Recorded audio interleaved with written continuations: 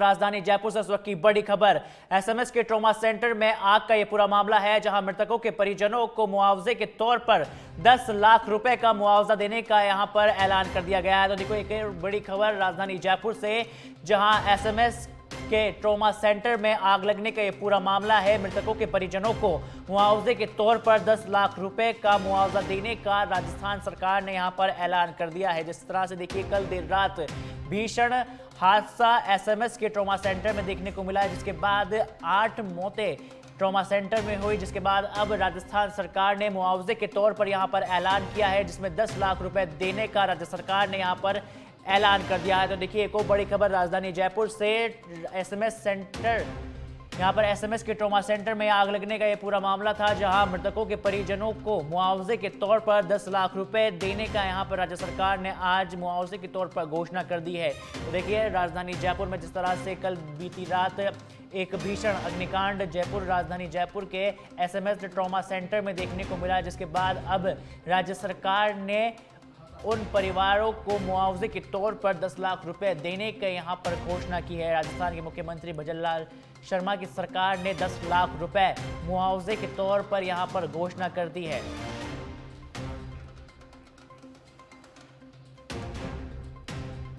भारत ने एनओटीएम जारी किया है, जहां संभावित मिसाइल टेस्ट के लिए एनओटीएम जारी यहां पर कर दिया है। बंगाल की खाड़ी के लिए एनओटीएम यहां पर जारी हुआ है। 15 से 17 अक्टूबर के बीच एनओटीएम यहां पर जारी रहेगा। तो देखिए बड़ी खबर, जहां भारत ने एनओटीएम यहां पर जारी कर दिया है। संभावित मिसाइल टेस्ट के लिए एनओटीएम यहां पर जारी किया गया है। बंगाल की खाड़ी के लिए एनओटीएम यहां पर जारी किया गया। आपको बता दें एनओटीएम यानी कि बताते चले कि नोटिस टू एयरमैन जारी भारत ने यहां पर कर दिया है। 15 से 17 अक्टूबर के बीच यहां पर नोटिस टू एयरमैन यहां पर जारी है। देखिए बड़ी खबर, जहां भारत ने यहां पर संभावित मिसाइल टेस्ट के लिए नोटिस टू एयरमैन यहां पर जारी कर दिया है। बंगाल की खाड़ी के लिए ये नोटिस टू एयरमैन यहां पर जारी किया है। 15 से 17 अक्टूबर के बीच यहां पर ये जारी रहेगा।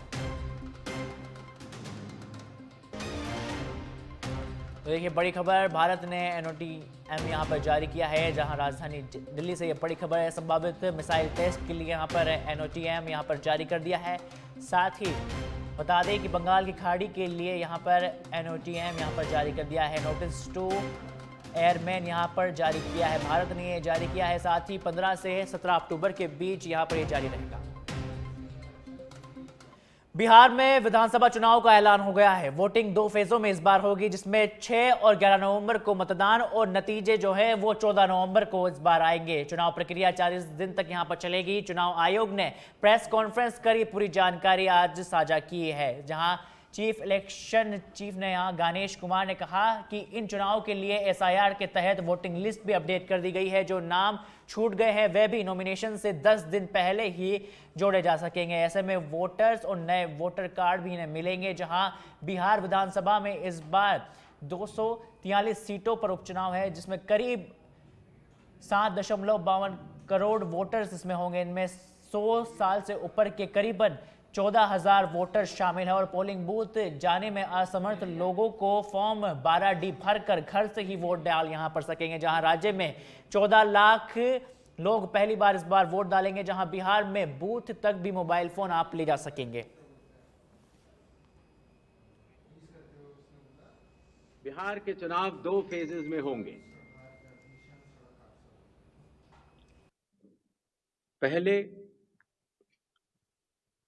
फेज के डेट गैजेट नोटिफिकेशन 10 तारीख को आएगा, दूसरे का 13 को। Last date of making nominations पहले फेज की 17 को होगी, दूसरे की 20 को।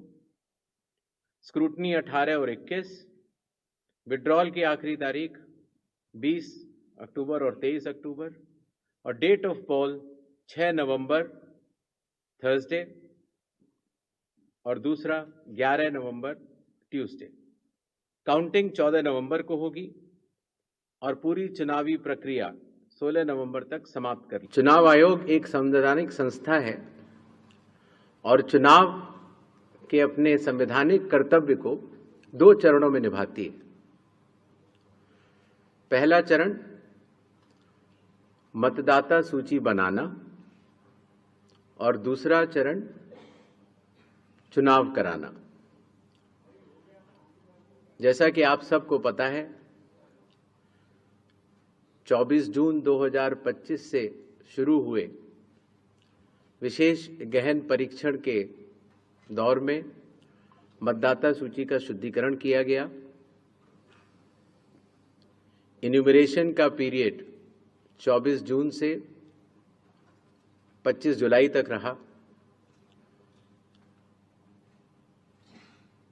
1 अगस्त को ड्राफ्ट सूची पब्लिश की गई और सभी राजनीतिक दलों को भी दी गई।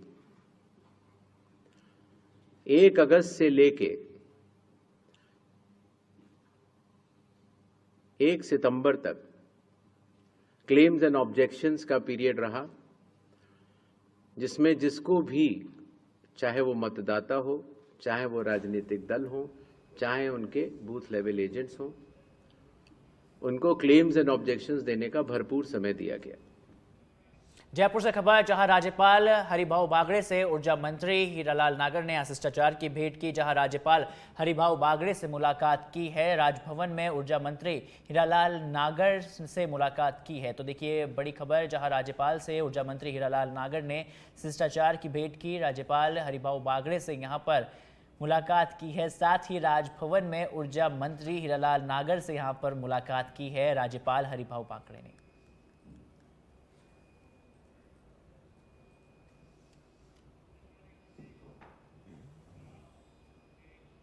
अब टोंक से खबर है, जहां टोंक के जेल में हथियार और अवैध गतिविधियों के वायरल वीडियो के बाद आज पुलिस और प्रशासन के आला अधिकारियों ने भारी पुलिस बल के साथ टोंक जेल का औचक निरीक्षण किया, जहां बंदियों और बैरकों और अन्य सुविधाओं की बारीकियों से जांच की। करीब 1 से 1.5 घंटे चले इस निरीक्षण के अंदर कोई भी निर्दोष या आपत्तिजनक वस्तु नहीं मिली। जिला प्रशासन ने अधिकारियों ने यहां पर बताया कि सब कुछ सामान्य पाया गया है। आपको बता दें कि पूर्व बंदी नरेश मीणा ने पूर्व बंदी यहां पर नरेश मीणा ने जेल में हथियार होने के यहां पर आरोप लगाए थे, जहां हाल ही में ये पुराना वीडियो भी सोशल मीडिया पर जमकर वायरल हुआ था, जिसमें बंदी हथियारों के साथ नजर आ रहे थे। पुलिस और प्रशासन ने पूर्व में भी समय समय पर जेल का एक ऐसा निरीक्षण में लगातार करते हुए आए हैं, जहां मामला शांत होने के बावजूद भी निगरानी बढ़ाने के यहां पर निर्देश दे दिए गए हैं।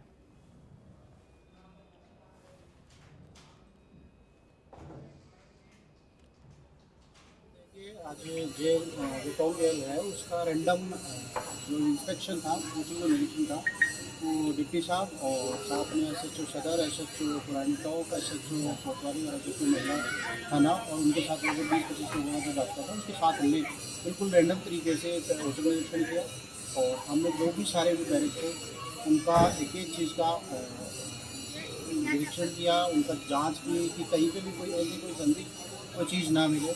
और हमने इसका हर बैरक जो भी था, उसमें जो भी कैदी थे उनको बाहर निकाल के और एक एक चीज़ की उसका जांच की, निरीक्षण किया।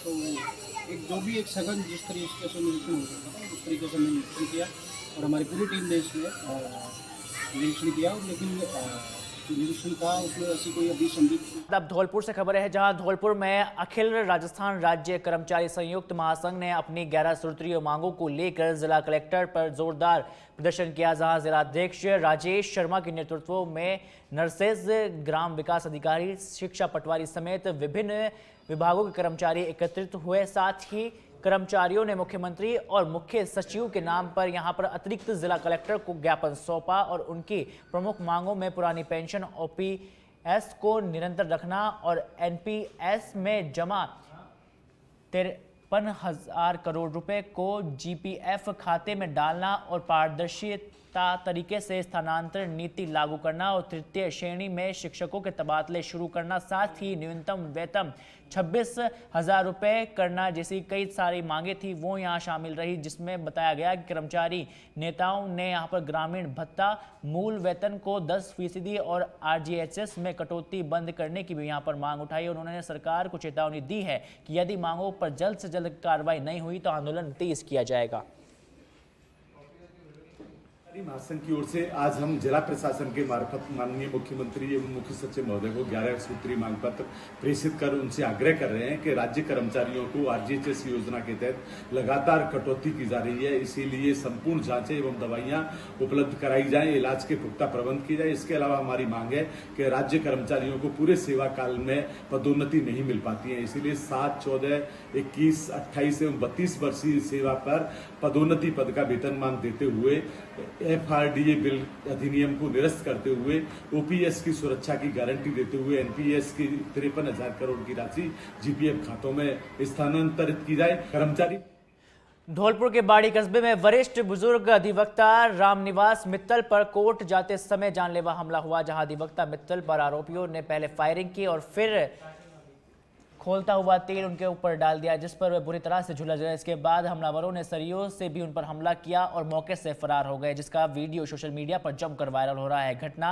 शहर के वैसतदम बाजार में हुई है, जिसमें आसपास के इलाके में जिसके बाद अफरा तफरी मच गई। सूचना मिलते ही कोतवाली पुलिस भी मौके पर पहुंची है और घायल अधिवक्ता को यहां तत्काल राजकीय चिकित्सालय में भर्ती करवाया गया है।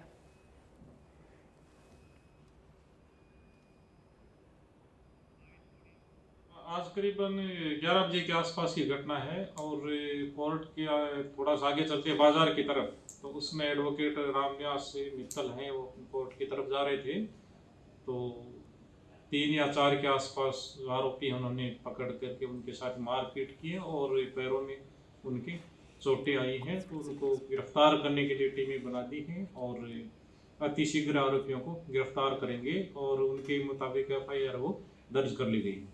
सर, इसमें बताया जा रहा फायरिंग की कोई वो है क्या? प्रत्यक्षदर्शी बता रहे हैं, अभी ऐसे तो कोई अलामत नहीं मिले हैं, कोई खाली खोखा मिला है, कहीं कोई इस प्रकार कोई स्ट्रेस।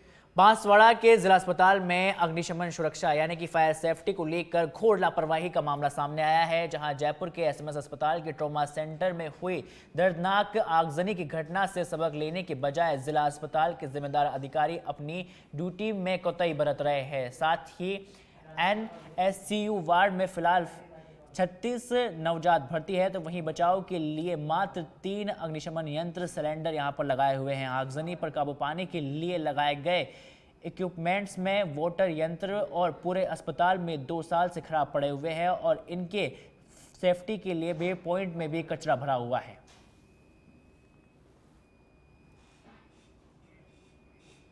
इस वक्त मैं बांसवाड़ा के सबसे बड़े अस्पताल एसएनसी वार्ड के बाहर खड़ा हूँ। ये एसएनसी वार्ड है और यहाँ पर बाहर लगे हुए ये सेफ्टी पॉइंट के हैं, यानी अगर आग लग जाती है तो उसको बुझाने को लेकर यहाँ पर अग्निशामक यंत्र लगाए गए हैं। जयपुर की घटना के बावजूद भी बांसवाड़ा के जिला अस्पताल के अंदर में जो लापरवाही है वो थमने का नाम नहीं लिया। तस्वीरों में आप देख सकते हैं कि यहाँ पर जो पाइप होना चाहिए था वो पाइप यहाँ पर गायब है। ऐसे के अंदर में इस जयपुर की घटना के अंदर में जो 8 बच्चों की मौत हुई है उसको लेकर प्रधानमंत्री नरेंद्र मोदी ने दुख जताया है। साथ ही जो राजस्थान की सरकार है, मुख्यमंत्री भजनलाल शर्मा ने जांच के आदेश दे दिए हैं कि तमाम जिला अस्पताल के अंदर में अगर आगजनी होती है तो ऐसी स्थिति के अंदर में उसके बचाव के जो संसाधन है उनको यहाँ पर पूरा कर दिए गए। पिछले 2 सालों से ये जो सेफ्टी पॉइंट के जो है यहाँ पर ये अग्निशामक यंत्र के यहाँ पर पाइप होना चाहिए था, लेकिन वो पाइप गगनीय। कुछ तस्वीर हम आपको एसएनसी वार्ड के अंदर की दिखाएंगे, उससे आपको साफ अंदाजा लग जा सकता है कि जयपुर की घटना के बावजूद भी जिला अस्पताल के जो जिम्मेदार है वो कितने लापरवाह है। जिला अस्पताल के एसएनसी वार्ड के अंदर में फिलहाल 36 जो शिशु है वो यहाँ पर भर्ती है। तस्वीरों में आप देख सकते हैं। इसके अंदर में यहाँ डॉक्टरों का दावा है कि यहाँ पर जो अग्निशमक यंत्र है वो यहाँ पर 3 लगाए गए हैं, लेकिन अगर आगजनी पर अगर काबू पाया जा सके इसको लेकर जिला अस्पताल के अंदर में कितने संसाधन उपलब्ध है तो इसकी एक तस्वीर और हम आपको दिखाएंगे, जिस तस्वीर को देखकर आप भी कहेंगे कि जिला अस्पताल का सिस्टम वास्तविकता में ही लापरवाह है। और लापरवाही इस कदर है कि इस सेफ्टी टैंक के अंदर में अगर आप कहते हैं तो ये पॉइंट अलग से खुला हुआ पड़ा है, जिसके अंदर में अगर आप देखते हैं तो ये बोतल अलग से खुली हुई पड़ी है। ये जो पाइप है जिसको लगना चाहिए था वो पाइप यहाँ पर खुला पड़ा है। ऐसे के अंदर में जिस जिला अस्पताल के अंदर में जो अग्निशामक यंत्र, जो बचाव के जो यंत्र है वो यहाँ पर कहीं ना कहीं जो लापरवाही के भेंट पिछले 2 सालों से चढ़े हुए, क्योंकि 2 साल पहले भी यही तस्वीर थी और 2 साल बाद भी इस जिला अस्पताल के अंदर में ऐसी तस्वीरें। आप देखना यही है कि चिकित्सा मंत्री और राजस्थान के मुख्यमंत्री भजनलाल शर्मा इन लापरवाह अधिकारियों के खिलाफ कितना जल्दी एक्शन लेते हैं। कैमरा पर्सन के साथ के अंदर तंत्र में सच बेधड़क के लिए किशन सेन, बांसवाड़ा। अलवर के राजगढ़ से खबर है, जहां डुब्बी के लाल वीर जवान सुनील कुमार मीणा शहीद हो चुके हैं। गोली लगने से वीर गति को प्राप्त हुए हैं सुनील कुमार। साथ ही भारतीय सेना के सिग्नल डिपार्टमेंट में कार्यरत थे सुनील कुमार। शहादत की खबर मिलते ही गांव में सन्नाटा पसर गया है, जहां पार्थिव शरीर देर रात अलवर पहुंचने की फिलहाल संभावनाएं बताई जा रही है और कल सुबह करीब 9 बजे यहां पर तिरंगा यात्रा कोट नारायणपुर बाईपास से शहीद की यहां पर अंतिम यात्रा निकाली जाएगी। डुब्बी में पूरे सैनिक सम्मान के साथ यहां पर अंतिम संस्कार यहां पर सुनील का किया जाएगा।